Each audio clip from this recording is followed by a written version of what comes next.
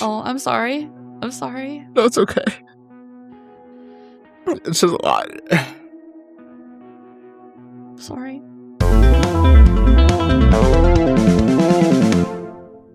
Room is a 2015 survival psychological drama directed by Lenny Abrahamson and based on Emma Donoghue's novel. Brie Larson stars as a mother held captive for 7 years in an 11 by 11 shed called Room. She plans an escape for her 5-year-old son Jack, leading to their rescue and his first encounter with the outside world. So, Alex. So, Stephanie. I didn't mean to oops, I'll trauma you right out the gate, but I didn't give you any background on this before going in, and I wanted to know how you felt about this movie. So, I overall enjoyed it. I did have an idea of what it was about because I remember when the book came out, it was a pretty big deal. And so I heard about it. I know baseline, like what it was about. I just did not expect it to be as upsetting as it ended up being. I mean, I guess I should have based on the premise. However, it was very upsetting to me. And I don't know that I'm looking to watch it anytime soon again. Yeah, fair enough. I want to preface this is not your traditional horror, but does shed light on the horrors of real people. And I would strongly defend that the first half is along the lines of the thriller. I would agree. When we get to the ratings, I actually had a very hard time rating this movie. And I'll save that for later. But yeah, I would agree the first half with them being captive and subsequently escaping, there were moments where I was like, go, go, go, come on. Like edge of my seat, which I thought was interesting. And then, you know, when we talk about the plot a little bit more, kind of just shifts focus and almost like a different movie altogether. Like what happens now. I consider it first half, second half. Definitely. It's a clear divide. 100%. But yeah, when he is wrapped up in the rug and then taken into his truck, like I can't tell you, especially seeing this in theaters, how hard my heart was hammering out of my chest. Like, please, please, please. And it felt like such a fool's plan because he knew nothing about the real world. She was literally describing how driving in a car would feel. We're gonna roll you up in rug so that old Nick won't see you, won't see that you're alive inside. Old Nick's gonna pick you up. This, stay stiff, stiff, stiff. And you're not gonna be wobbly and floppy this time. You're gonna be real stiff, like a robot. It's gonna shake. Feel that? This is what it'll feel like. And that's when you know that old Nick's driving. That means he's busy, and so it's time for you to roll. And you're not gonna make a sound. And I was like, I don't know if I would comprehend that as a 5-year-old. Or like, what are you talking about? Not even a little bit. It's like a eldritch horror where you just see things you can't comprehend, you know? Like I couldn't even imagine, because this kid thinks there's nothing outside this room and everything's fake and all this stuff. And I couldn't even fathom what that would be like to see everything for the first time. Right. Like I'd be paralyzed with fear, which I guess it kind of happens to him. He kind of falls out of the truck, but I was convinced he was going to get snatched back up and go back in the room. I think mostly because I'm tainted by the black phone, which we watched. Oh, fair. That's very similar in the way he's like, this man's going to catch you. And yeah, so that was pretty suspenseful for me. Right. And it really is, the second half is all about Jack's adjustment to the real world outside of Room. In the 21st Annual Critics' Choice Award of 2016, Jacob Tremblay, who played Jack, won Best Young Actor for his incredible performance in the movie Room. And I must say I agree, because I fully believe this child has never seen anything outside that shed. Yeah, I believe it. Like I said, I couldn't even fathom what that would be or look like to somebody. So what he ended up doing was really great. And was he actually 5? Do you know, the actor at the time? Because Jack is 5, but he won the award when he was 9. So okay, probably a little older than 5. Well, still, regardless, he does an amazing job, and I feel like a lot rests on his shoulders. Because isn't the book told from his perspective? It is completely, and God, you feel like, just reading it through his perspective, that he is an alien on a new planet. Really? Right. Everything to him is strange, unusual. It does get that way sort of in the second half of the movie. You sort of see that like alien, like this is a whole new world, fish out of water experience. But the book is definitely more ingrained in how he can't go downstairs for the first like several weeks that he is out. I'm glad you mentioned the stairs, because I saw him struggling to go down the stairs when he's at the house. And I'm like, why can't he go down the stairs? And then he's never seen stairs. Like, what the hell? Like, the things you just take for granted, you know? Every time I think, oh, this adjustment won't be so bad, room compared to the outside world waiting for him is so much worse. But then also him going into everything blind and not picking up those experiences from being like a baby on are really shocking to him and jarring, especially because in the book as well, they make it more along the lines of space exists outside of room. To Jack, he and Ma are the only people that live, like real people, and everybody else goes into the TV, and those are fake people, not real people. It's so bizarre to even pick apart. Like, I don't know. I just couldn't imagine. And you gotta give props to Ma trying to make the best of their situation. I understand why she didn't tell him, like, hey, guess what? We gotta get out of here. Welcome to day one. Like, but she does sort of include those little reaching out for help kind of moments when she's flicking the lights on and off in the beginning. I believe she's trying to do an SOS. And she does it a couple of times throughout the book where he's like, I don't know why she's doing that. It helps her sleep. Yeah. And then the screaming towards aliens or something. I forgot. Yeah, Jack thinks it's to aliens, but she's like, I hope someone hears us. Oh, man. And that's just like so devastating. It is. It's very terrible. And it's so funny because I'm kind of like torn on two sides of what would make things easier for Jack, but also the PTSD of Ma as well, knowing the reality of their situation. Yeah, I don't know, because when you're so young, because like, what are you going to tell him as a kid? Like, yeah, we're trapped in here and there's all these people living their life. Like, right. So I think that would just make you both miserable. So. Right. And I get that it's to protect him. I don't know that if she realized once she started telling him the truth, how hard of a time he had accepting the truth, because he's yelling at her, saying she's lying and all this stuff. You see that? See? Dumbo, Ma. That's not leaf. Leaves are green. Yeah, on trees, but then they fall and they rot like salad in the fridge. Where's all this stuff you said? Trees and dogs and cats and grass? We can't see it from here because skylight looks upwards instead of sideways. You're just tricking me. No, I'm not. Liar, liar, pants on fire! Jack, I couldn't explain it before because you were too small. You were too small to understand, so I had to make up a story. But now I'm doing the opposite. Okay, I'm doing the opposite of lying. I am unlying. So, who would have known? So I don't necessarily blame her. But to be fair, she has been held captive for 7 years, like 2 years prior to Jack. So I'm sure in some rationale, she's like, well, if we never escape, what am I going to tell him when he's 18? Like, yeah, oh yeah, for sure. I probably would have done that too, telling him all these lies. Yeah. Also, it just makes it easier for him not to want what he can't have. Yeah. Yeah, he exactly. even struggles with that, with what concepts he can ask for. Like, he gets really upset with her that he can't have candles for his birthday. And he was like, you should have just asked for candles for Sunday treat. And she's like, yeah, dumbo me. Like, yeah, my bad. I should have thought about the candles, man. Right. That's the least of your problems right now, Jack. Obviously.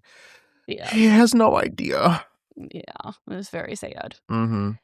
Overall, I really enjoyed how this movie was set up, because I thought it was going to be the entirety of them being in the room and then they escape at the end. But I really love seeing what happens after. Like, you see a typical quote unquote movie where they escape and that's the end credits. Now it explores, okay, yeah, but what happens to somebody after all that trauma and things, they've gone through. So I really liked that aspect. While that was, like I said, very emotionally devastating. I cried several times. It was very enlightening, to say the least. I also do like you said, how it is split with the after the rescue, because I feel like nowadays there are more and more movies coming out with people's experiences being victimized like this, and then it really only just sits in the victimization and exploiting their grief, and then they get rescued and that's the end. That's the big plot of the story. But it really does dive into that aftermath of how does somebody come back from that. Yeah.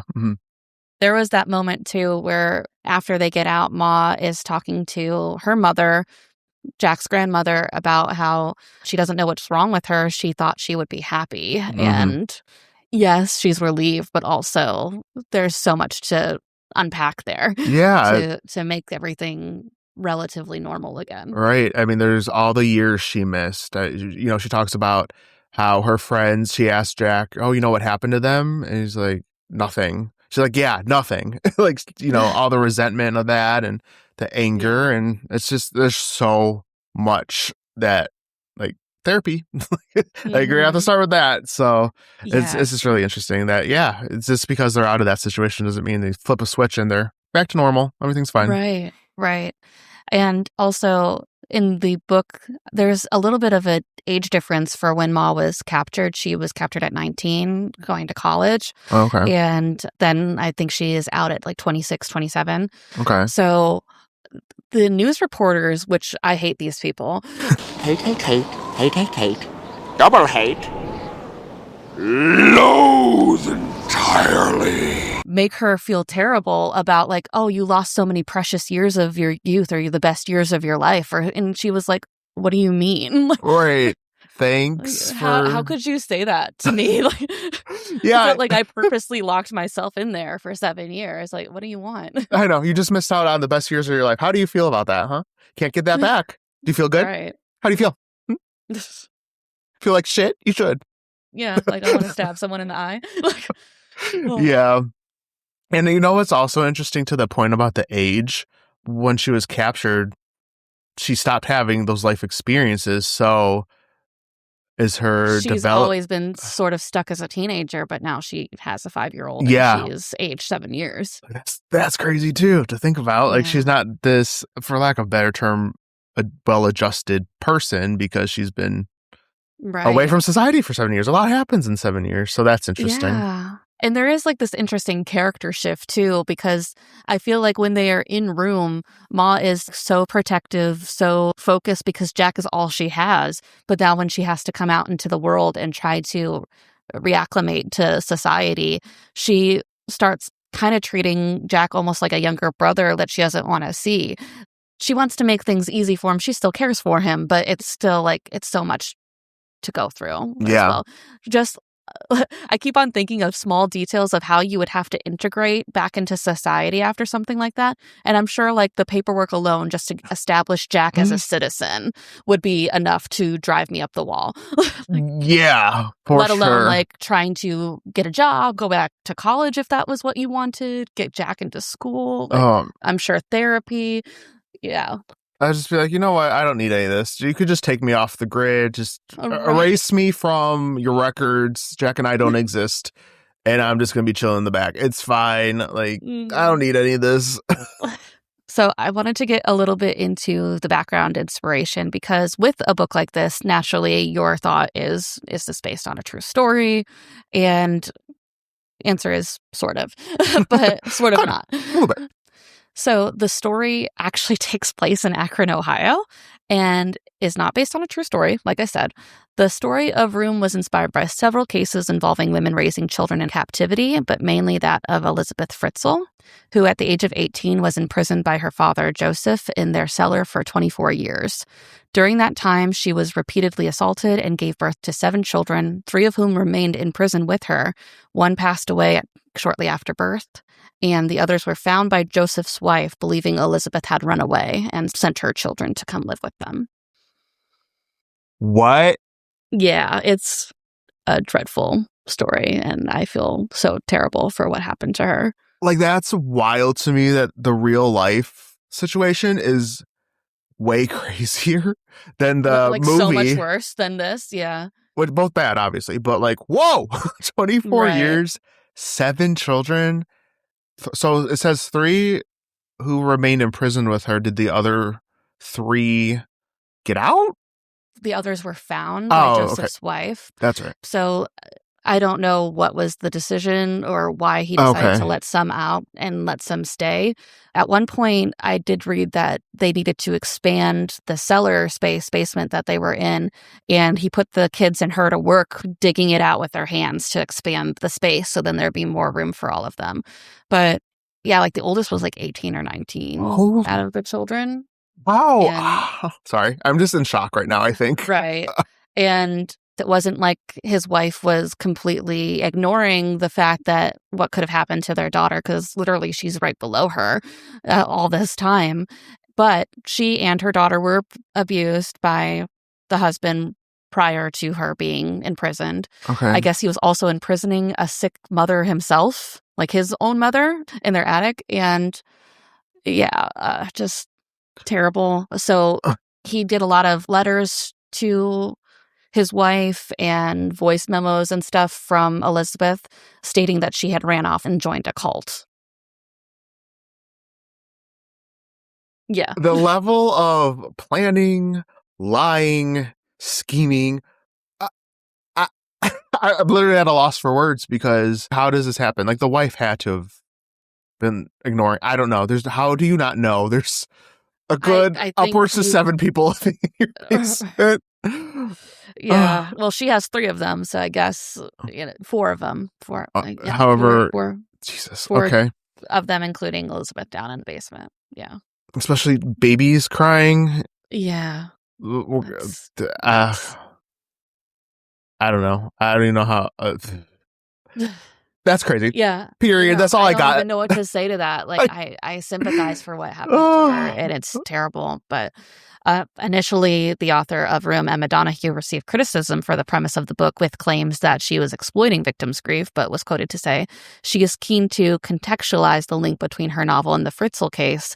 To say Room is based on the Fritzl case is too strong, she says firmly. I'd say it was triggered by it. The newspaper reports of Felix Fritzl, Elisabeth's son, aged 5, emerging into a world he didn't know about, put the idea into my head. That notion of the wide-eyed child emerging into the world like a Martian coming to Earth, it seized me. Yeah, I don't see the it's not comparison. Like, I mean, I do, but the same. Yeah, it's a similar situation, but not to that gravity. Or yeah, it's inspired by, not based on, which right. 2 completely different things. So, right. Yeah, that's crazy.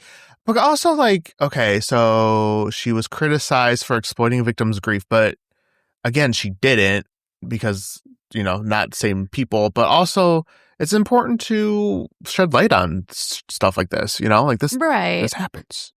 And to explain a little further, that was just based on the premise. People hadn't read the book. They just heard about her book and were like, she's exploiting victims. Like, no, that wasn't what happened. Yeah, man. They just need to read the book and figure it out for themselves. Yeah, that's annoying that happened, but yeah. Okay, not surprised. But it did do really well. I have the book here, and it is the New York Times bestseller, best book of the year. So, yeah. Interesting. Yeah, I remember seeing it all over the place when it first came out. I just never thought to pick it up.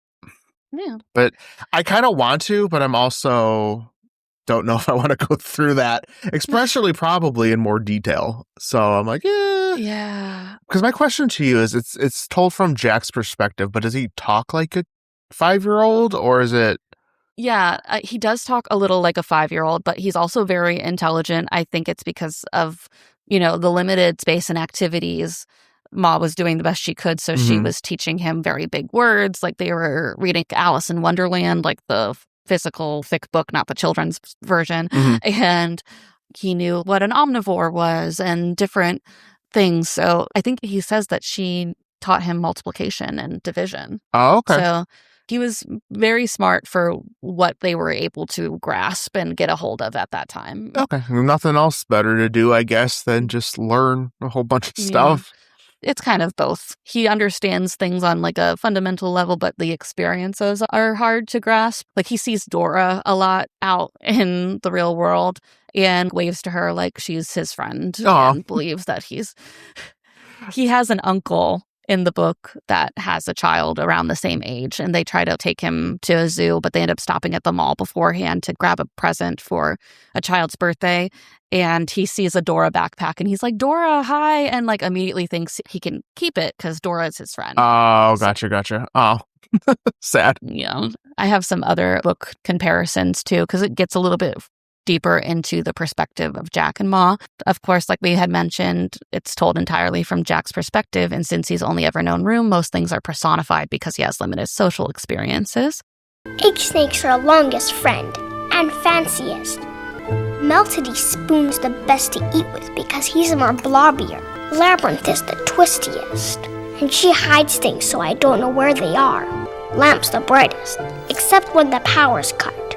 Ma has cushioned Jack the best she can given their circumstances. For instance, she tells him that certain things are only TV, even though they exist in the real world to protect Jack from wanting things he may never have. Mm-hmm. In addition, Jack believes only he and Ma are real and even struggles to think of old Nick as another person, and often assumes he goes into the TV when he's not there. So when they are out of room, Jack has a hard time coming to terms with there are so many real people, not TV, in the world. That's interesting. It's funny, we haven't even mentioned old Nick yet. Yeah. He doesn't deserve it. I know, it's kind of like, fuck that guy, obviously. Yeah. We didn't even talk about him. I hate him. And even Emma Donoghue was quoted to saying, I didn't want to give him a real name, a background, childhood, anything, because he doesn't deserve that. Like, he's supposed to be like the boogeyman. Yeah, I was going to say, and if it's from Jack's perspective, he wouldn't know that anyways. So... Yeah. Interesting. Do they get into his background at all? Or no? Okay, good. Not really. Just what Ma and Jack know about him. All right, perfect. That's all we need to know. He's a piece of shit human. Right. So that's good. Oh, and there's something he says that drives me crazy. I don't know how she didn't just fucking smack him on the head. Just a little smack. Yeah, just a little bit. So every time he comes to the room, she asks for things because, they run out of things. It's hard to keep two people going in a 11 by 11 shed. And for instance, she burns something, and that's also in the movie. Yeah. And she says, maybe we could get an exhaust fan so then the smell wouldn't linger in here. And he's like, what are you talking about? That would be so dumb. People would notice that I have an exhaust fan in my shed and all of this stuff. And basically making her feel bad for a situation he put her in. So he said, you have it a lot easier than other women in your situation. Fresh water, electricity. Like, what are you saying? You got pals that have a worse situation going on? Like, yeah, probably. That's... He's trying to make her feel bad for the abuse he's putting her through. That's grade A sociopath. Like, what? Right. What is... Oh, like, I don't know how... Like, she's, defending Jack, and that's what she says is her sole motivation for putting up with him in any form. But, yeah, I don't know how she couldn't have burst out and be like, but you put me here. Maybe if I wasn't here, that wouldn't be an issue. Maybe let me the fuck out. I don't have to worry about the burnt toast or whatever the fuck I was making. Sorry. Yeah. Yeah. Just like. I hated her so much. It flames on the side of my face, heaving breaths. And then there also is a sad bit that they cut from the movie when discussing charges with her attorney that they can bring against old Nick. Ma asks what he could get for the baby and says she had a daughter that was born blue with her umbilical cord around her neck who he buried in the backyard. She believes the baby's soul went back to heaven and came back as Jack a year later. Oh, shit. Wait, can you say that again? Whose baby was it again? Ma's baby. Ma had a first baby before Jack. Oh, Jesus. Yeah, and she tells Jack a little about it, that old Nick was there watching her the whole time, didn't even Google what to do when a woman is in labor, and she was in so much pain, and then the baby came out with the cord around its neck and was blue and didn't make it, and he buried her under a bush in the yard. I feel like this whole episode is being at a loss for words and being mad. Yeah, essentially. I gotta remind myself that this particular story is not real. This is fictional. But it doesn't matter because it can be applied to so many things that did happen. So it's like the anger is still real in a sense. Like, Right. Oh, I'm sorry. No, it's okay.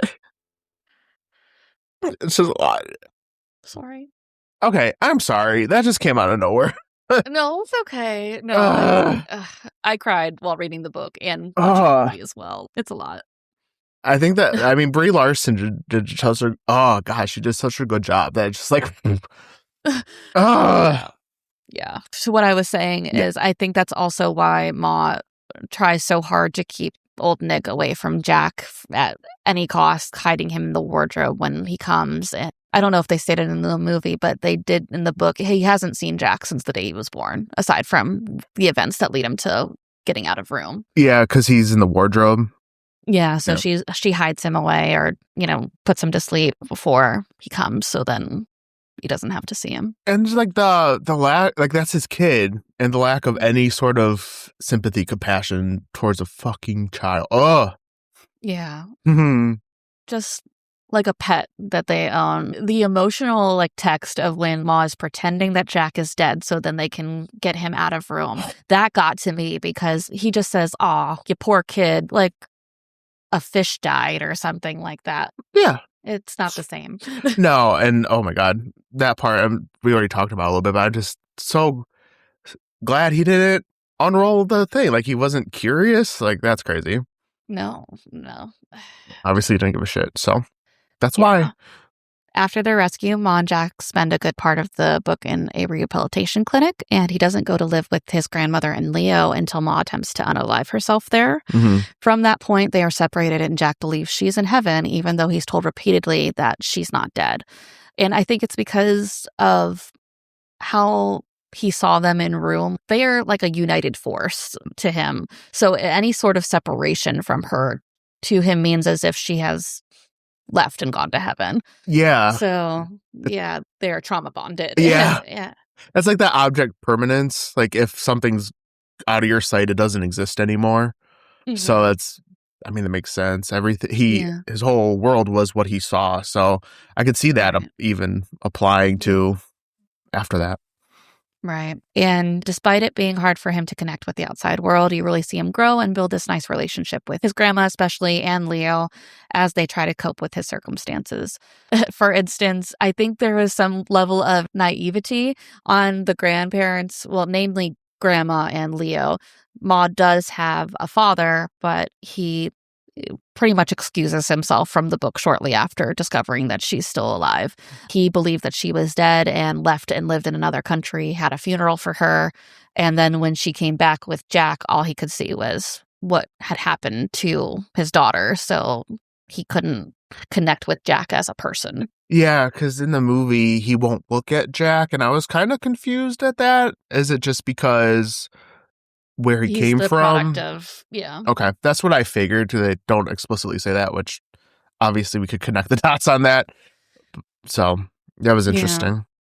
But he does really have a nice relationship with Leo and his grandma. There's several instances where she tries to take him out into the normal world, and he doesn't like when anyone touches him. He only really, wants any physical contact from Ma.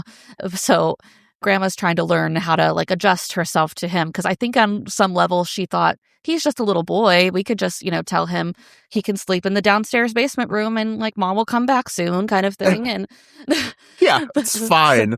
Yeah, but I think it takes her a little while to process how behind, I guess, he is in certain social matters. Yeah. So, like I said, he has issues with touching people, and she kind of, you can tell, feels a certain way about this. They haven't said, "I love you." He won't hold her hand when they cross the street. He'll hold onto her purse. But he meets a kid at the library and plays trains with him for 2 minutes and then hugs him. And she's like, you don't hug strangers. And you don't hug people you don't love. And he's like, but I loved him. Yeah. He was great. Let him hug another little kid. It's fine. Yeah. But I think it was also because she wanted that parental sort of contact with him. Yeah, that makes sense. Anyway, eventually Ma is released from the clinic and they move into an assisted living apartment. It's realistic, as in she's not completely healed. It's not like she comes back and she's fully adjusted or anything. And they still have their struggles. They get into a big fight about having their own rooms in the apartment because Jack wants to share a room with her. But she kind of sets boundaries, she needs her own space, he's getting older. But again, it's still a happy ending as you see how the love between a mother and child has endured hell and is trying to find peace in a new world. Ma and I have decided that because we don't know what we like, we get to try everything.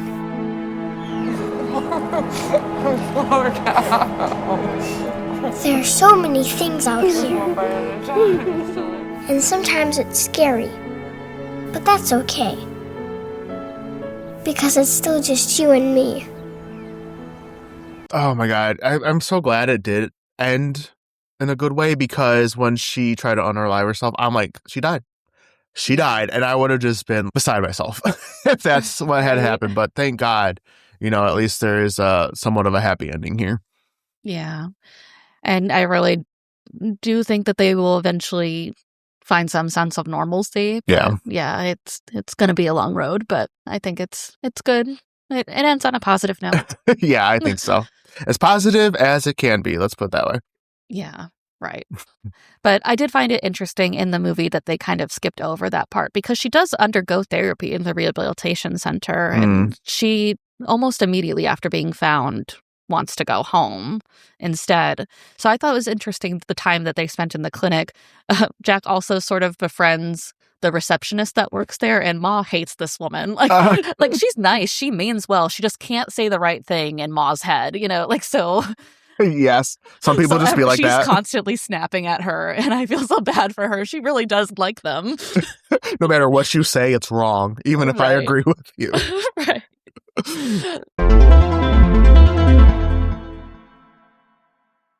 We're going to rate each category 1 out of 3 to get our overall scary rating. Alex, what did you have?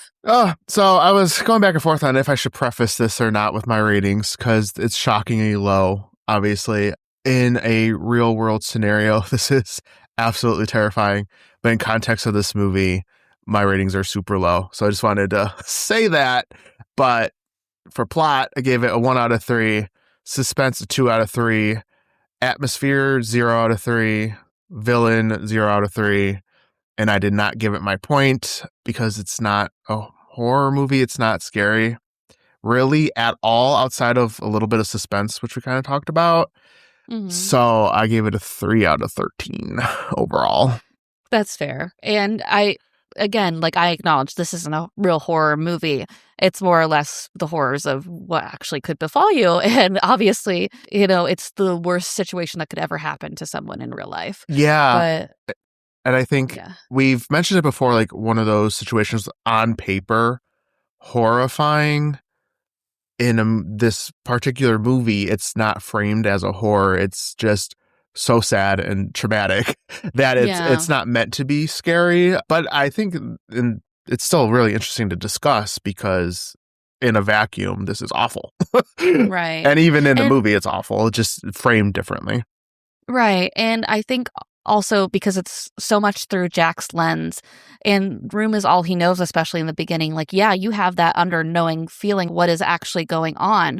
But in Jack's head, this is the whole entire world. Everything's great. Like, they have a track, they have a bed, they have food. It's the best thing ever, because that's all he knows. Right. And again, terribly sad, but not like your standard horror movie, like someone's going to come and stab you immediately. Exactly.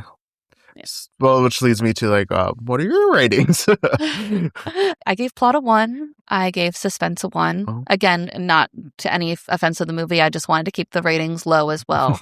I did give atmosphere a 3, though, because I think they really do try their best to personify Jack's world and the vast difference it is when he comes out of Room.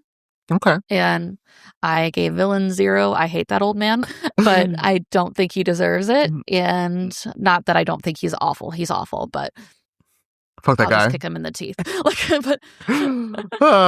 And I didn't give it an extra point because I didn't want it to make it sound scarier than it really is. I would say it's more light thriller mixed with a family interpersonal relationship drama. Yeah.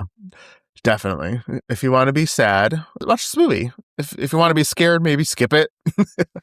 Yeah, but still a good movie, I would say. Oh, yeah. It's very well done. Acting phenomenal. Right. Yeah. It's just a lot. You truly feel everything that they're feeling, and it's a gut-wrenching watch, but also very good with how it ends. Thank you for watching this video, and be sure to subscribe to be notified when we post new episodes. You can follow us on social media using 13 Degrees of Screams. This has been 13 Degrees of Screams, and we'll see you next week. Bye. Bye.